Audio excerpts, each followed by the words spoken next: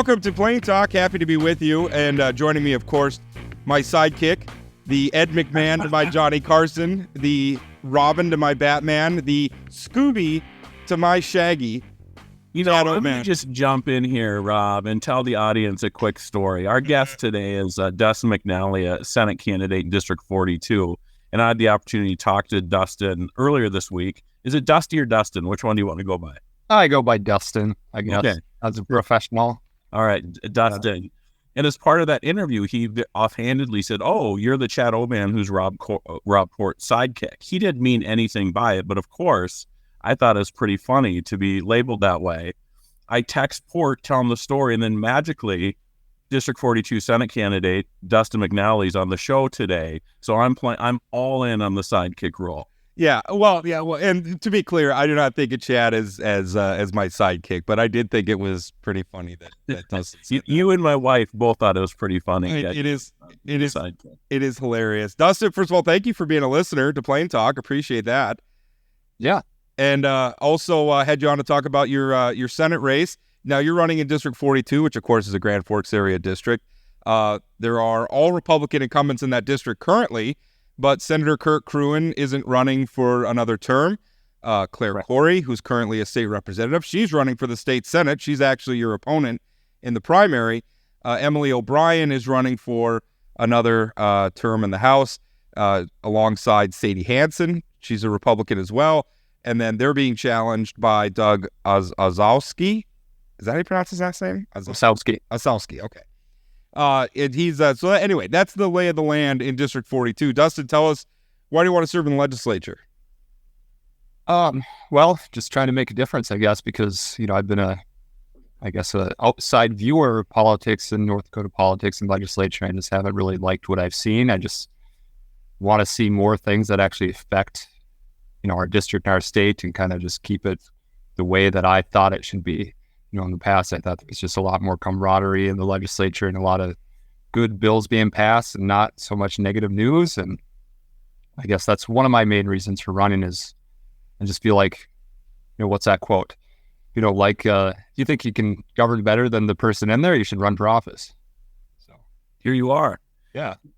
I should mention that Rob mentioned the primary primarily, but there are Democrat candidates as well. So no matter who wins the primary, I think it's going to be a contested race in November. No, my point was that for the June 11th primary, yeah. Yeah. So, Dustin, can you talk a little bit about your background and what you do professionally and what sort of sets you up to be a good legislator?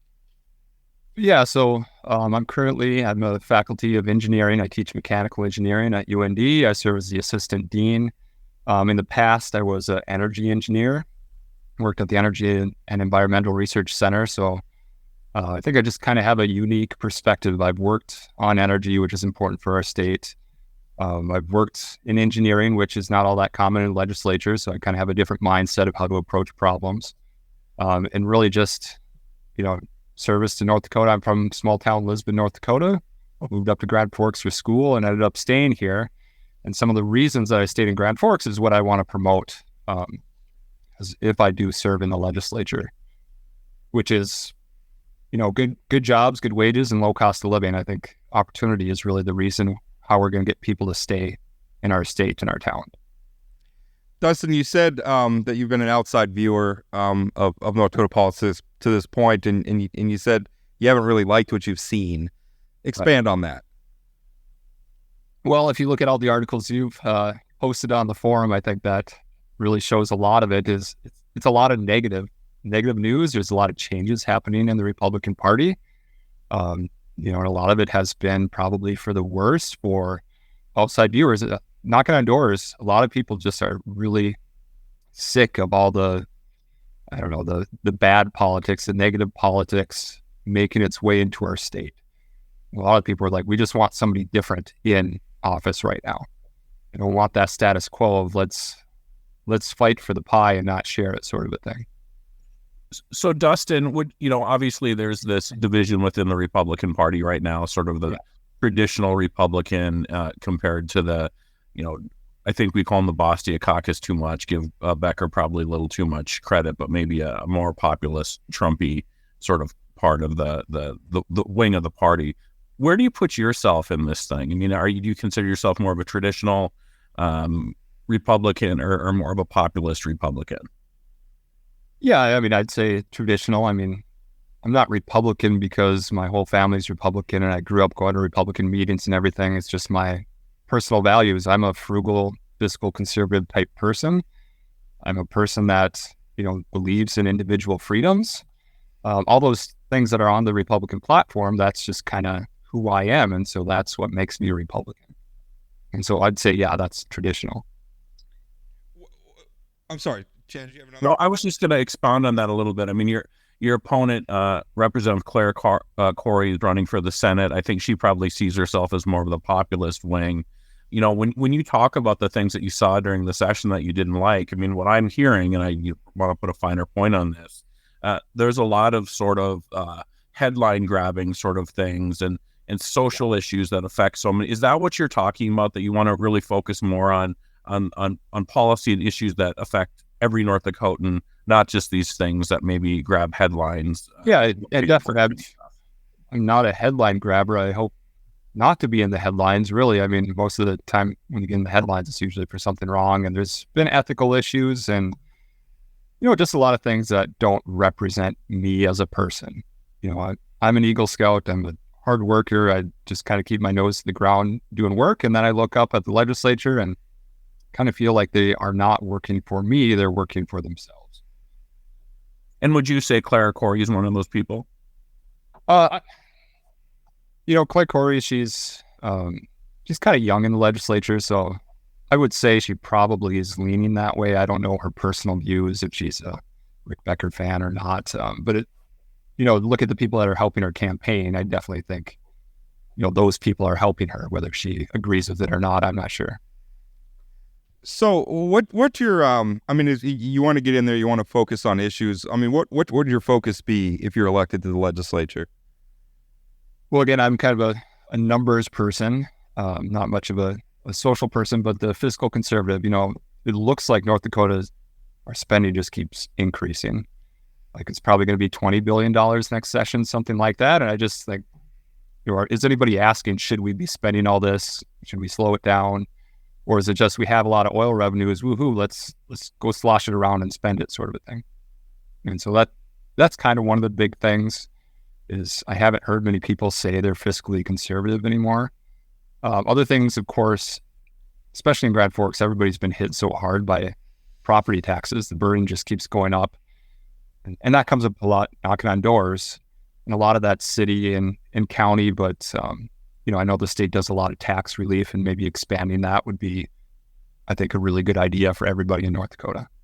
So one of the options for handling property taxes is their signatures being gathered to eliminate property taxes in the state. And, we say eliminate, but it's sort of how they do property taxes.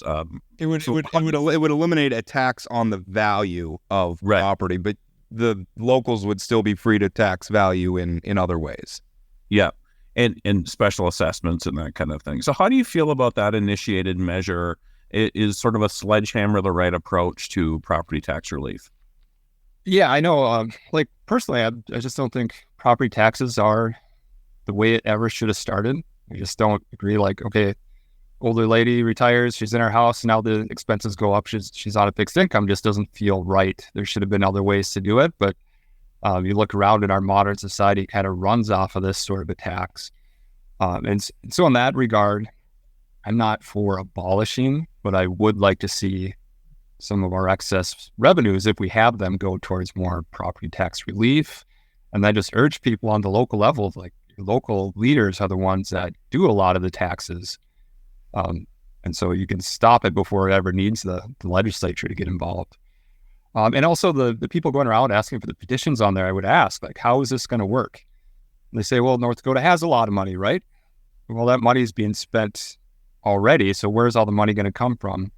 And it looks like it's going to end up just more sales tax, or you're going to have a wheel tax. So when you register your car, you're going to be paying taxes every year you have that car. It's just going to come from other locations. So to answer your question, yeah, I think the abolishment might be a little fast to get into without people being able to answer how it would specifically work, how it's going to work for small towns, what's going to happen in the future when revenues drop during a recession. Those are the questions that I would need answered.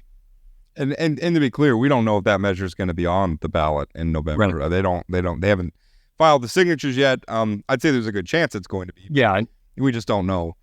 A lot of people want it abolished, but they're just thinking from how it's being asked the question. And I wouldn't mind it being abolished, but for the fact that I don't know that we have a really good way to replace it. I'm not sitting down like super enthusiastic about taxing everybody's property. It's just I don't know how we replace it that we're not out of the kettle and into the fire. Exactly. Yeah. And I just need to know more about how is that actually going to work. I don't think it's good governing to just say we're going to do this because we don't agree, and then we'll just figure it out along the way. So, what you were talking about, putting more money to property tax relief, and the legislature's certainly done that. I think we had the tax commissioner had Brian Kraush's had some numbers that he put together, and it was something like $1.6 billion that the legislature had appropriated to the locals to try to essentially buy down property taxes. I mean, it seems to be that's what we're doing is the state sends more money locally, the locals spend that money, and then property taxes don't come down. In fact, they continue to go up in most places. So when you say devote more money to property tax relief, what does that look like to you? Is it kind of doing that same thing, or is it doing something else? Yeah, because that's the current vessel that we've had, the current mechanism. And I was kind of surprised. I didn't realize it was $1.6 or $2 billion already. That's a pretty big chunk of spending each session. But, looking at the oil revenues and everything, a lot of people think, okay, oil revenues, like, where's our check sort of thing? And I don't agree with that, but I think buying down property taxes might be a good use of some of those revenues. So, Dustin, would part of that be capping what cities and counties can levy in terms of property taxes? Schools are very much capped in terms of what they can levy, but some of the other political subs not as much. Would you look at capping what cities, counties, parks, that kind of thing could do? Yeah, I'm not sure because I just don't know what that would mean. And if we even, if that's a good thing or the city's going to be against it, probably because, and it also comes down to local control. So Grand Forks School District and county is totally different than some of these western counties where they don't have the population, and how does it affect them? And so, really, for me, like I've said a few times, I just need to know enough information to see what the ramifications would be if you affect that. And again, local control, I think the local people do more to talk to your councilmen and commissioners and go vote when there's these big spending bills. Not a whole lot of people go vote on those local issues. So talking about, you said you don't have much of a mind for social issues. You're a numbers guy, very focused on fiscal issues. If a constituent comes to you and says, hey, the local library's got a book that I don't think should be in the kids section, or, we're holding a drag show somewhere and I don't think that should happen. What are you going to say to those constituents who are just really fired up about those issues and really care about them and want the legislature? I mean, because there's, as much as, and I think everybody on this show, I think everybody knows what Chad and my opinion is of that sort of thing. Sure. But there is a constituency for it. I mean, there are voters that want that. So what is your response to somebody like a constituent? Somebody says, I live in your district, and I think we ought to pursue these things. Yeah, I guess every time I'm asked or told something, I guess I want to verify. So I've always been asking, okay, what specifically, like, what's the issue? What is the specific book that you're having an issue with? And have you brought it to your school board, or have you talked to the library board?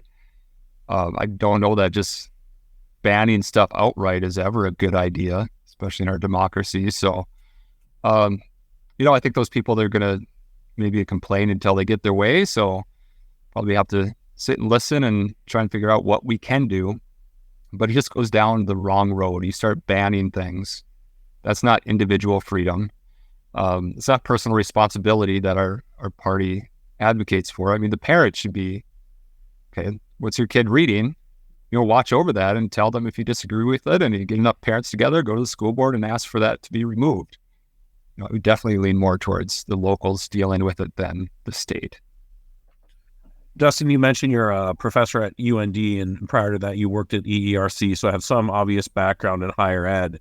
So thinking about, going to the legislature, I think there's not a lot of, frankly, a lot of higher ed faculty and staff that are members of the legislature. Oh. I would assume there'll be a lot of people leaning on you for some level of expertise when it comes to higher ed.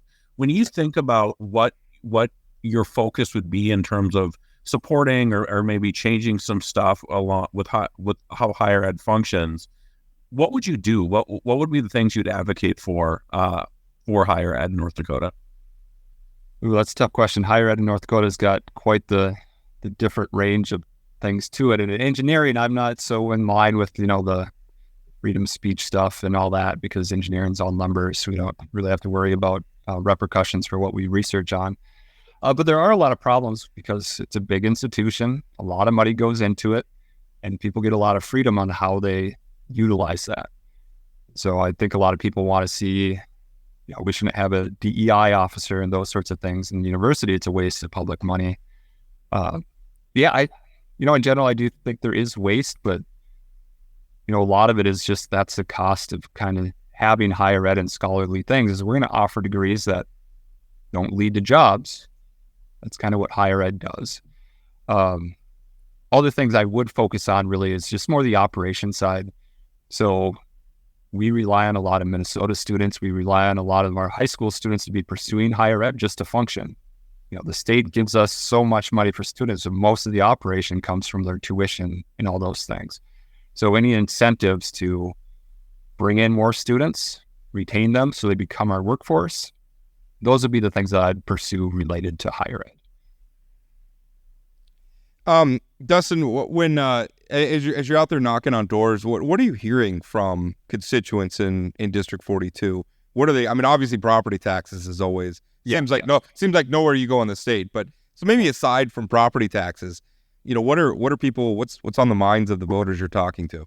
Yeah, just so everybody knows, District 42 is kind of a purple district. There's a lot of independent voters. So if you look at the breakdown, there's a fraction of Republicans, a big middle aspect of independents that might swing one way or the other, and then the Democratic side. And so you kind of get all things. So going around, of course, you get a lot of the local issues. People complaining about, okay, we're building a new school, but not remodeling the old one. Things that nothing I can really do about. But the other things are just, like I said, like people are kind of fed up with the negative news cycle, the poor leadership, where it just seems like every day it's something new that just gives me a reason to be upset with our political system. And then workforce development too. A lot of these people work at companies, like big manufacturing companies in my district, like Cirrus Aircraft. They make the all composite jets. They can't find enough workers. They want to build more jets. They got a 6-year backlog, but it takes a little bit of a skilled worker to go work there, and they just can't find the people. And so a lot of people are noticing that. So Dustin, when we talk about workforce and getting people to come to UND and coming to Grand Forks, I mean, a lot of these social issues that make headlines are deterrents for people to want to move into our state.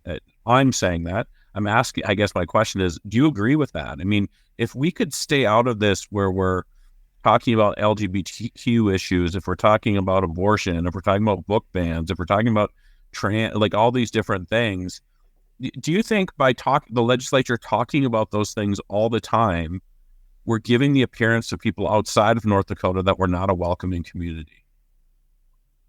Yeah, I mean, I don't know that people really pay attention to that from out of the states. And I also think, people know that we are a red state. We look up North Dakota, probably the first thing is it's a very conservative state, and the people that are going to want to live here, move here and actually stay here are the ones looking for conservative, maybe like family values and good jobs and, low taxes and, freedoms that, aren't going to be infringed upon. So to answer your question, I'm not sure that that's a large issue. I think, it's definitely going to hurt attracting some students, but we are a conservative state, and that's just the way that's the way it is, and probably going to continue to be. You obviously have an opponent. You have to get through the Republican primary if you want to campaign in the general. You have an opponent there, Claire Corey, who's been in the legislature. She's currently in the state house. She's running for the state senate. Why you and not her? Contrast yourself a little bit. Oh, I mean, I think we're totally opposites. So she started in the legislature as a 21-year-old, and so she's probably like 26 right now. And I mean, really, I don't think she's got real world experience. Her career is legislature and all those things. So, I'm somebody that's kind of a political outsider. I have a lot of different experience with the energy industry, higher ed, and manufacturing, the things that are important to our district. And really, I'm level-headed, and I'm willing to listen and chase the facts and actually be a true conservative of let's make decisions based on our morals and not just make decisions based on who's loudest in the room. So, yeah, I've just found her to be, inexperienced, I would say. Maybe not totally understanding the issues. She's had some issues come up where it shows she's not responsible. I'm an Eagle Scout. I would say she's showing herself not to be that responsible and ethic and honest and type of a person. So, I would say complete opposites, except, we're both conservatives, but in what levels and who are we as a person? So, Dustin, one of the things you sort of talked about here is being an engineer. And so I'm curious, as you think about being a legislator and a bill comes before you, it's not an area that you have expertise on, and you're going to have leadership telling you to do stuff. You're going to have constituents. You're going to have lobbyists. By the way, people demonize lobbyists, but lobbyists have such an important function in a citizen legislature in terms of offering facts and that kind of thing. But I mean, your job is going to be to balance all of these opinions from a lot of people who think they're experts on things. How do you go about sort of deciding red and green, red or blue? Yeah, red or green, yes, or blue, I guess. Well, red or green if he's voting. Yes, that's what I actually meant, red or green, and then I started thinking about blue for some. I'm sick. Anyway, Dustin, how did you handle like making that determination of how you're voting on things that maybe aren't in your wheelhouse? Yeah, and like you said, the lobbyists give you a lot of information, and I'm a skeptical person all the time. So the things in my wheelhouse, I think I have an upper hand on the lobbyists. I'm not just going to listen to what they say. I know energy, and I know how to ask questions and poke holes in people's little, pitches. I'm definitely a kind of a contrarian devil's advocate sort of a person. On the other issues I'm not as familiar with, it's just about listening. You have to rely on your colleagues. So I hope to be the colleague that other people rely on energy issues and higher ed and those sorts of things. And I'll just have to rely on those other people and try and get the honest truth about the best path forward. And a lot of things maybe I won't know, and I'll just have to just kind of go along with how I feel on it. Yeah, because there's 1,200 votes or something ridiculous like that. It's impossible to imagine a legislator is going to be an expert in all those things. Yeah, exactly. Yeah. Yeah. And I mean, that's one of the, I guess that's one of the advantages of having a body of people who are, working together and hopefully will trust one another and rely on one another, when there's something that's outside of their wheelhouse. Dustin, any final thoughts before we let you go? No, I just, as an outsider, I would just say, like, it's very eye-opening starting up a campaign and saying you're going to run and all the things you run into, all the roadblocks, all the people you have to talk to. It's just been very interesting to see, the challenges of running a campaign and trying to get your message out there and handling all those diverse views. Hey, I do have one more question, Rob. I'm sorry. When you got into this race, was Claire already in the Senate race? Did you determine that you were going to challenge her, or was it an open seat when you jumped into the race? Yeah, it's just so some background. Senator Kirk Cruen had announced he was retiring. I had been thinking about it even before that, but once I saw that, I reached out to Kurt to learn more. Like, can I do this? Am I a good candidate? Learning about how UND handles it, which is they make you take a leave of absence during session. And during those discussions, I had pretty much said, yeah, I think I can do this. And then Claire came out with her announcement while I was still trying to shore up funding and all those other questions. So yeah, she beat me to it, but I had intended to run, not just against her, but just for the seat. Well, Dustin, we'll let you go there. Thank you so much. Thanks, Dustin. The cold cases you see at The Vault have captivated readers across our region for years. At The Vault Podcast, our team of professional reporters takes you further into those stories with new interviews from family members, investigators, and experts. Check out The Vault at inforum.com/The Vault and subscribe to The Vault wherever you find your podcasts. All right, just finished up with Dustin McNally. He is again, Republican. He is being challenged by Claire Corey, and they're running against one another. I shouldn't say one. Yeah, because Dustin actually, I think, got the nomination at their convention. Yeah, I think that's right. So, but they're running against one another in the primary, and I don't know. I kind of like it. I kind of like that the approach that he's talking about. Like, it's just kind of no nonsense. I mean, let's serving the legislature should be. It shouldn't be. It should be boring, kind of, right? Like, I don't want like a lot of drama from these people. I just want them to go and figure out what's the best way to make sure all the roads get plowed. Like, that's all I need from you. And I kind of like that he didn't come into this interview and conversations I've had with him in the past. Like, I'm an expert on everything and I'm going to know the answer on everything. There's things that he's like, I need to weigh both sides. I need to think about this. I need to talk to, and that's what we should be doing. I mean, he said he's an expert in energy. He's not going to be an expert in school finance or, all the other things, and lean on your colleagues. And he seems like he's comfortable doing that. And I think he's clearly a smart guy, clearly knows how to weigh pros and cons of issues. And as I was saying during the break, he's boring. I like that. Yeah, I don't, I've had enough of people who look at an issue and maybe they don't know where they come down on the issue. So then it's almost like they think, well, what's the, what's expected of me to take a position as a conservative or as a liberal or what? And I think when you start doing that, you're not thinking, well, what's the best position for me to take for the people of District 42 or the people of Grand Forks or the people of North Dakota? And I think if the Republicans in District 42 want somebody who's a traditional Republican who will lead up, lean on the values of fiscal conservative and focus on those sort of issues, I mean, Dustin's clearly the better candidate. Well, he said the word people are fed up. And I think what we're going to find out in this primary is how true is that? Well, and who are they fed up with, right? I mean, one thing is District 42, but you look at District 6 and District 14 where you've got these incumbents that have been there for a long time. Are those folks going to be fed up with the incumbents? I don't know. Fed up's going to mean different things to different people. Like, he's meaning it in the context of fed up with the antics, fed up with the hyper focus on Fox News issues, cable news issues that maybe are real issues in North Dakota. And I mean, I guess what I said is we're going to find out whether or not, in the like in District 14, are you going to stick with the traditional Republicans who have been there for a while and are not part of the sort of, social culture war stuff? Or do you want more of that? Or in District 8, I mean, where you have Representative Brandon Pritchard and Sue Ann Olson, are the voters of District 8 going to want to stick with them or go back to more traditional Republicans? We're going to find out.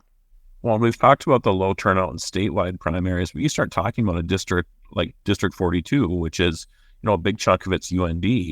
Those students aren't even there. That turnout in District 42 is going to be exceptionally low. I think it was at the GOP convention. They only had a handful of delegates.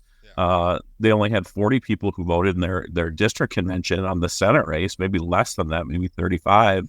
So you're not talking about, it could get raced where the first one to get to 500 votes wins. Yeah. And then it is, I will say, District 42 has changed pretty dramatically, though. I mean, that's a district where you had, sort of switch between Democrats and Republicans. That was Max Schneider's seat, and that was Kurt Kruen's seat. And Cory Mock used to be there.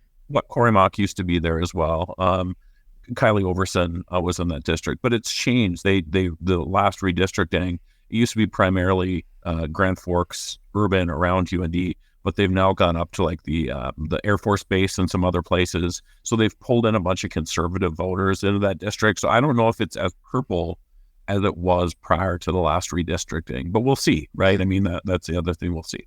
But I think you have the Air Force Base plus you have the UND that's begging for really, really low voter turnout in that district. So the other thing, I wanted to shift gears and talk about something that's not explicitly political, but this Epic Companies thing, which, one of the things I've been getting a lot of emails from people like, why aren't you writing about this? Why aren't you reporting this, that, and the other thing?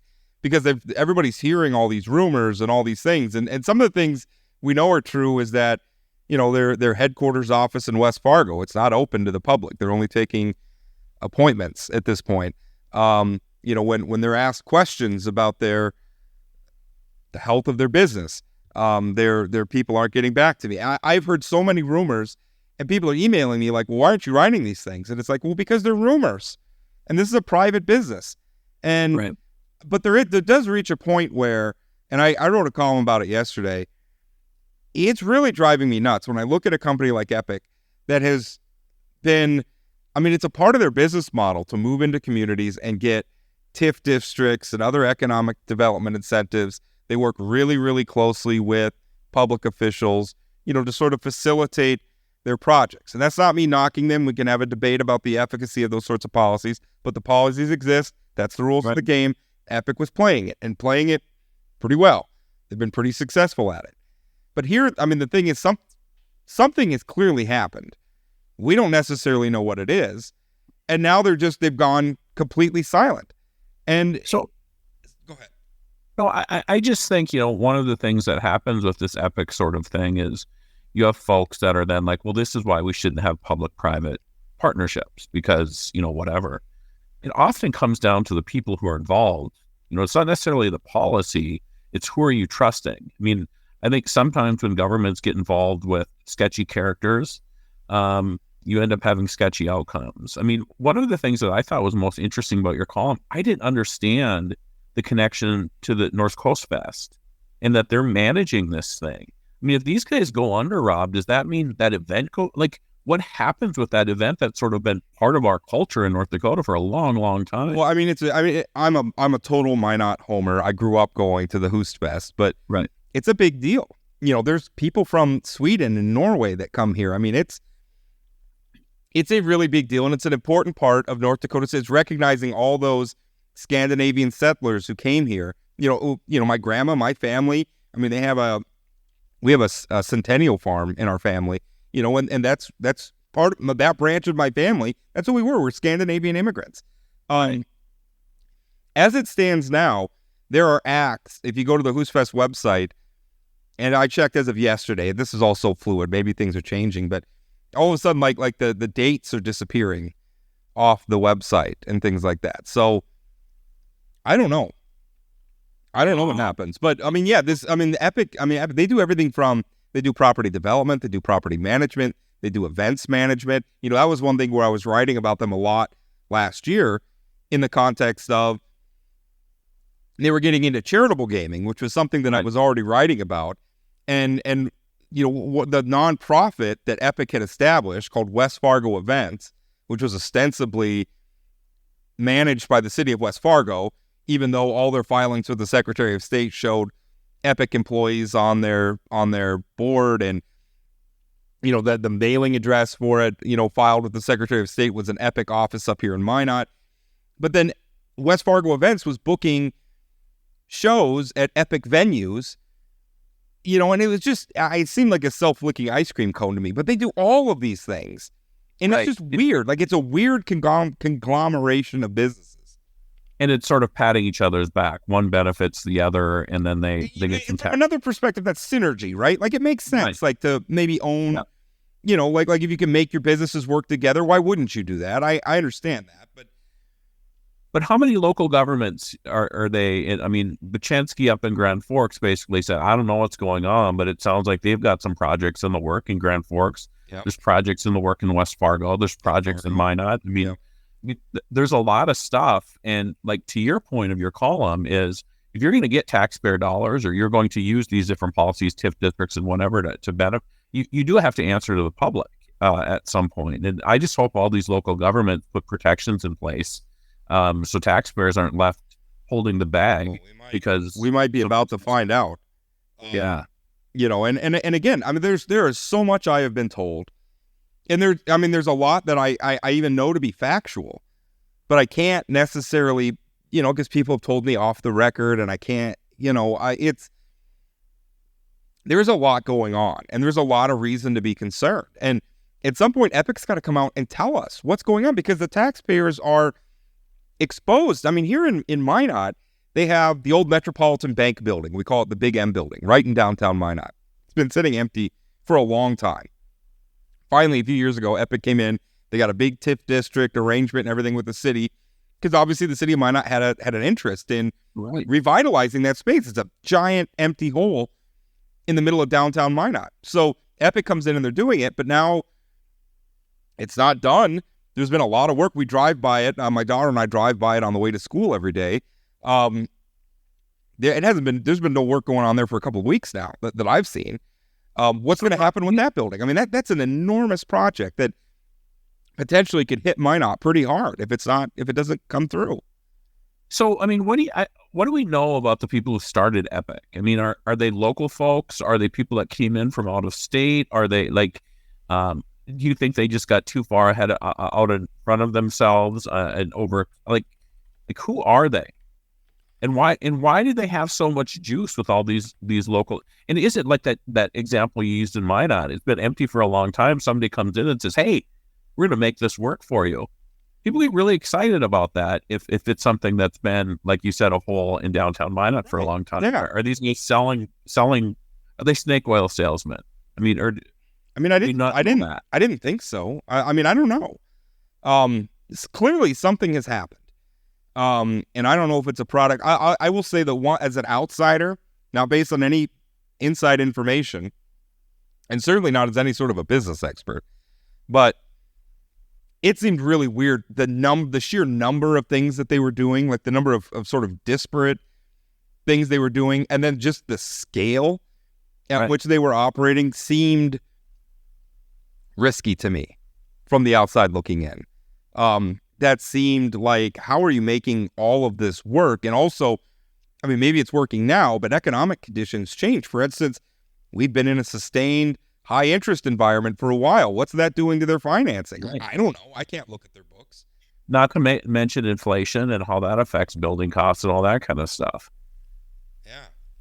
And with some of their surge, was it sort of, I mean, we there was a post-pandemic, sort of surge. I mean, were they riding that and now the wave is crested? I don't know. But the point is, they were very, very noisy when they were asking the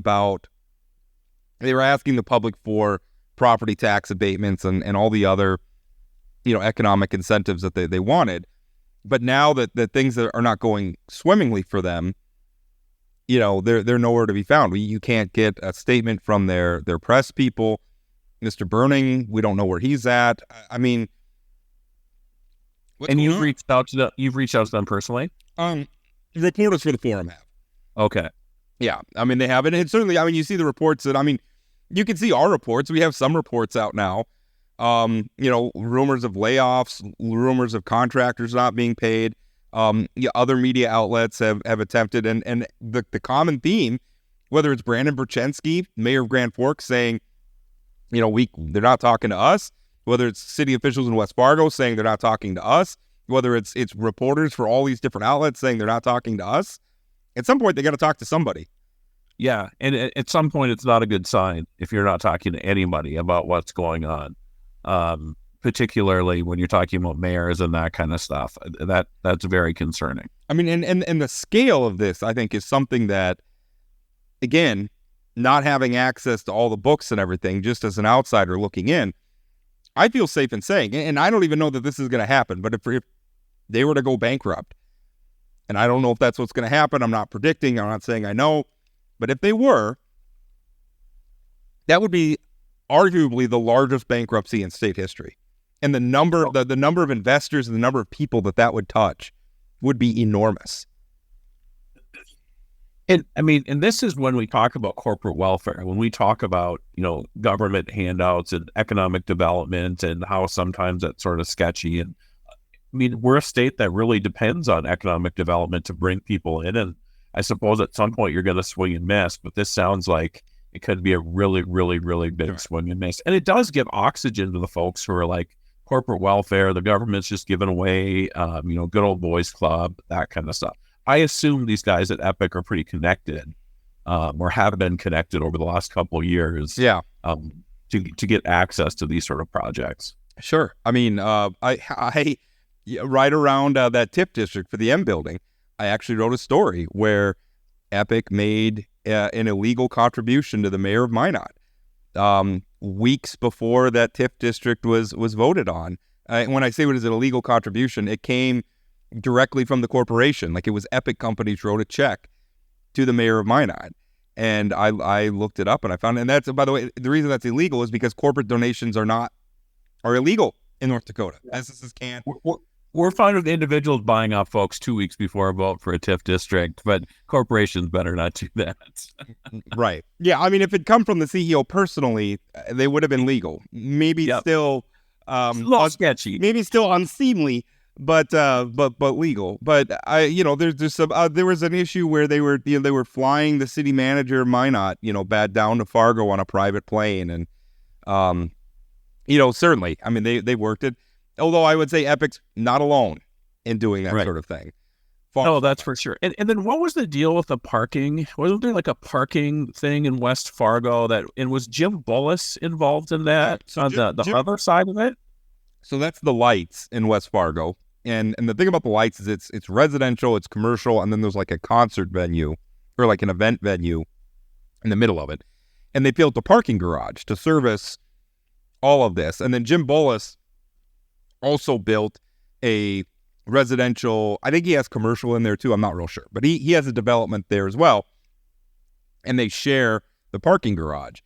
And there was a concern there where with West Fargo, where you have Epic that is so sort of ingrained with West Fargo, where this West Fargo events and all this other stuff, that Bullis had signed a parking agreement for this parking ramp where he was allowed a certain number of parking spots. Now, Epic, when they had events at the lights, could preempt that a certain number of days a year. Well, Epic came in and started preempting it all the time. Like, they were just taking his parking. So his residents and his tenants who had assigned parking in there were not getting anywhere close to their parking rights. And Bullis finally, went to the city and said, you need to enforce this. And it kind of seemed to me like the city was just playing ball with Epic and letting them do what they wanted because they didn't plan enough parking for the lights, which by the way, I mean, to give Epic credit, some of the stuff that they've done, like the lights is a super cool. It's a super cool venue. Like, I have not personally attended an event there. I've driven by it, but I've talked to a lot of people who have. They say it's a great place. So yeah, I remember the first time I drove by it and I was like, what the heck is this thing out sort of like, away from downtown, sort of off the beaten path. Super cool. Yeah. So off the beaten path for me, not off the beaten path for people who live in West Fargo. Right. Yeah. I mean, so I don't want to make it sound like, you asked, or, are they snake oil salesmen? I don't think so, because some of the stuff they did has real merit. Right. I mean, it's cool amenities, some of the things that they're offering. But the thing that bothers me is that, getting back to, I think, to the main point, something has happened here. And, it'd be one thing for a day or two where they don't say anything. Like, and again, speaking like I don't know what happened. I'm certain everybody listening to this has heard rumors, and I can assure you I have heard all the same rumors, and I'm not going to talk about them because I think that would be irresponsible. But something has happened, and the silence, now that we're well over a week out, it's something's got to give. It is irresponsible, and not just, by the way, they're not just damaging, the risk for the taxpayers. They're hurting themselves. I mean, what are they doing to their reputation right now? Right. Yeah. Who wants to do business with this company who all of a sudden goes missing? It doesn't return phone calls. It doesn't let people know what's going on. Nobody's going to want to do business with them moving forward if they don't get out in front of this. Yeah. So there's all that, and I'm afraid there's a reason Epic's not coming out, and it can't be because everything's rainbows and unicorns. Right. Something's happened, and they need to show the public what's happened, warts and all. Understanding that they're a private business, but again, when you make that decision to start getting incentives and favors from the taxpayers, then you owe the taxpayers something in return, and accountability is one of those things. Yeah, that's exactly right. So, Rob, I need to compliment you for having Dustin McNally on at the beginning of the show, because I do think one of the things that people are missing in this primary season is how important this primary is in terms of determining what the priorities of the next session is. I don't think at the end of the day, Dustin McNally and Claire Corey are going to vote that different on things. I mean, I think they're both conservative. Different Republicans, yeah. Yeah, but again, we're talking about styles, we're talking about priorities and that kind of thing. And so what happens on June 11th, everybody's going to be looking at the congressional race and the governor's race and maybe the DPI numbers. But what will probably change the trajectory of how our government operates more than anything is what happens in a handful of districts on June 11th. Well, you look at, I mean, for instance, you know, it's sure looking like Kelly Armstrong is going to win that gubernatorial primary at this point. I mean, the polling's in his way. I don't sense that Tammy Miller is getting any traction there. But who is? Although, Rob, I got a 6-page mailer from Tammy so did Miller. Yeah, a novel. I want to know who's going to read that thing. Yeah, I read it. You know, but that's also it's my job. Yeah, I put in recycling along with my other political mail I got. So. Can we recycle those things? I gotta look at our guidelines again. I didn't know if we could recycle those. Well, no, we recycle. I just didn't know. I didn't know I could recycle that. What do you recycle up there in Minot? We recycle cans and soup cans and plastic and stuff. Yeah. Oh, we're mixed use. You can recycle any paper products, whatever, down here. And well, I mean, it's still relatively new for us. Anyway, now nobody wants to listen to me. Well, they do. I mean, Bismarck, just the liberal environmental steward. That's not what I was saying. I think our recycling program actually works great. I was able to downsize our trash can, pay a little bit less a month for that. But I sometimes I get confused because I know there's certain types of plastics and certain types of like paper products they don't want. And so I'm trying to be a responsible citizen and put the right sense in recycling. That was the point I was trying to make. Anyway, we're started talking about recycling Tammy Miller's flyer. Tammy Miller's mail piece. Okay, so Kelly Armstrong, I think, is probably going to win that primary. Who's he going to have to deal with in the legislature? Right? I mean, that's an important question. Some of these races go a certain way. Well, then who's going to be the majority leader? Right. Mike, there's a strong. I mean, you look at that food fight over seating the District 36 delegates at the convention. Guess who's in District 36? House Majority Leader Mike LaFleur. Guess what a lot of that was about? Was punishing House Majority Leader Mike LaFleur. So, who are going to be the majority leaders that Kelly Armstrong has to work with? I mean, this is consequential. Now, I did go through, I think it was last week, where I kind of looked at some of the fundraising numbers in those districts, and the traditional Republicans do have a pretty pronounced advantage. Right. Now, that's being said, in super low turnout, I don't know. I just don't know. Yeah, what are they doing with that money? How are they being spent? And the other thing that I think is sort of missing, I mean, at the beginning of the year, there was lots of talk about independent third-party groups spending a bunch of money to help traditional Republicans. Perry Schaefer was trying to get a group off the ground. I think you wrote about it. I haven't seen any of it. Crickets, right? I mean, I haven't seen anything. We haven't seen the Burgum PAC do what it's done in past primary and Burgum's busy. Yeah, Burgum's got his own priorities these days. Burgum's not even helping out Tammy Miller.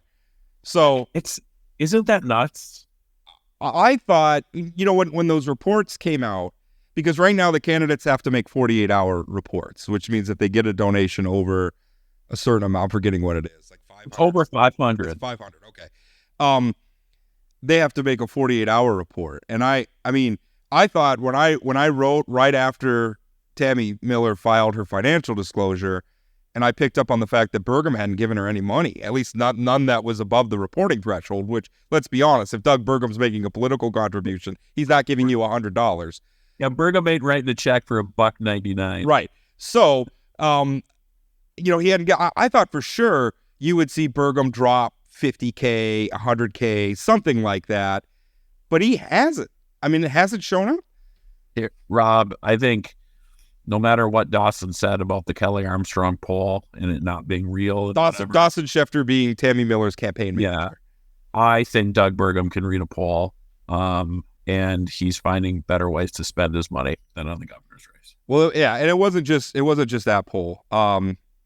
It was multiple. So, So what do you think? So, we talked about Club for Growth coming in big for Becker. You sort of alluded to potentially other groups coming in to have fedora checks. I don't know who they are. I haven't seen anything yet. I'm told it may be coming, but okay. I don't know. I guess we'll see it when we see it. I mean, and we talked about on Wednesday, I mean, that level of spend is a huge amount of spend with exactly 18 days, 19 days before the election. It's crazy. Club for Growth putting in $600,000 in support of Becker. I keep forgetting the name of the other one. Win It Back. Win It Back PAC, who's affiliated with Club for Growth. They're putting in another 200 plus K, almost 300K. You have Senator Rand Paul's PAC that's put in almost 400K. I will say, because a lot of that, like the big spend, so the Club for Growth spend is negative on Fedorchak. I'm wondering, what we saw in the Miller campaign was she went very, very negative on Armstrong, but I don't think she ever had the goodwill with voters to pull that off. Right. Do you think something like that could potentially happen with Becker as well? Yeah, I mean, I think that if this Club for Growth negative Fedorchak stuff would have happened before Julie spent, hundreds of thousands of dollars defining herself, it would have been more effective, right? I think Julie now has some credibility with conservatives, and you're right. I mean, Becker's favorabilities in every poll I've seen are not spectacular, even with Republican voters, and so he might not have the juice to try to define Fedorchak. I still think this is Fedorchak's race, even with the $800,000 that's being spent by Club for Growth, and take it back. That's my question is, I mean, that level of spend can move the needle, but it depends on, the product that they're selling. Right. And at the end of the day, it's still Rick Becker, who North Dakotans know very well, and who remains deeply polarizing, and may even become more so if voters decide that instead of seeing those attacks and saying, turning on Julie Fedorchak, instead turn on Rick Becker. Well, I also think the Club for Growth ad that goes after Julie for evidently convincing the legislature to give her a raise. Again, she doesn't get to vote. Yeah, those are the two things. Like she raised utility rates on North Dakotans, and first of all, she doesn't have unilateral control over either of those things. But Rob, not to mention, do you hear a lot of people complaining about their utility rates in North Dakota? Has the lowest in the country. North Dakota has either the lowest or near lowest utility rates in the country. Yeah. So when people are seeing everything else in their lives price go up and utilities are barely going up, I'm an MDU customer. I haven't seen any increases with Fedorchak being the PSC. So I just don't think it's that effective of a hit either. That's not something people are mad about. No, I think when you look at the list of issues, I thought was more interesting was the Win It Back PAC was really focused on the border. And I think probably the attacks on Becker's vote against the border wall, that border wall resolution in the legislature that Brighter Future Fund's been hitting them on, I have a feeling that punch landed, and they're trying to get some of that back. Well, it's funny. I don't watch a lot of TV, but I think I was flipping maybe NBA playoffs or something, and I saw the Finken Group's ad saying Becker's weak on the wall, and then I saw the other ad on broadcast saying he's so strong on the wall. So I also think you're going to have people like, I don't know who to believe on this thing, but this Becker guy's holding a machine gun evidently in one of the ads. Yeah, I mean there's a point and there's also a point of diminishing returns too with the advertising. Like when people get just beat over the head with political advertising, there's a point at which they tune out.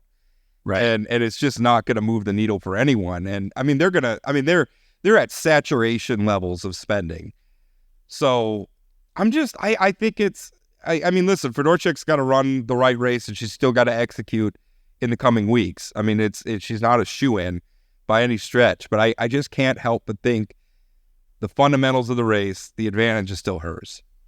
Well, and I will tell you, based on my block, looking out my window, based on yard signs, here's how the total is going to go. And just to be clear, I don't have any of these candidates' yard signs in my yard. Becker's going to get 2 votes. Fedorchak's going to get 1 vote, and Cara Mund is going to get 2 votes. I have a pretty politically active house or block, evidently, yeah. But there's 2 houses with Mund signs, 2 with Becker signs, and 1 with Fedorchak. Yeah, gauging the yard signs is a no rule. You don't think that's scientific? You think if Dean Mitchell were on this call right now, he'd be telling me that I probably shouldn't read too much into that? No, I was actually going to say that I live in Minot, which is, you would think would be ground zero for Becker country, right? I mean, this is, I have seen driving all around Minot, I have seen a grand total of 2 Becker campaign signs in the whole city. Any Fedorchaks? 4. I mean, not very many either. I think maybe 3 or 4. I mean, so they're about even, but I really would have expected Becker signs to be all over here. How about Mund? None. I haven't seen any for her at all. Yeah.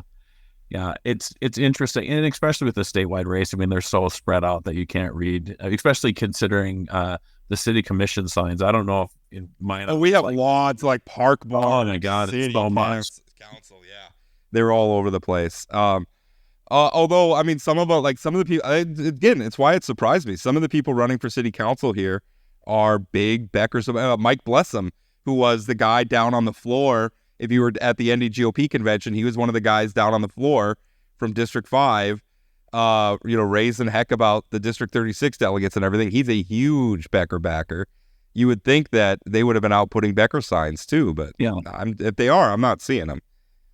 Interesting. Well, I think we really scrambled to put the show together today. We've been all over the place, Rob. Well, yeah, but that's there's a lot going on. There's a lot of things going on, but I think that'll be it for today. We'll obviously have more guests next week. Maybe we'll get Claire Corey on for the other side of that District 42 race. That's an interesting one. But until then, thanks for listening, and we'll talk again.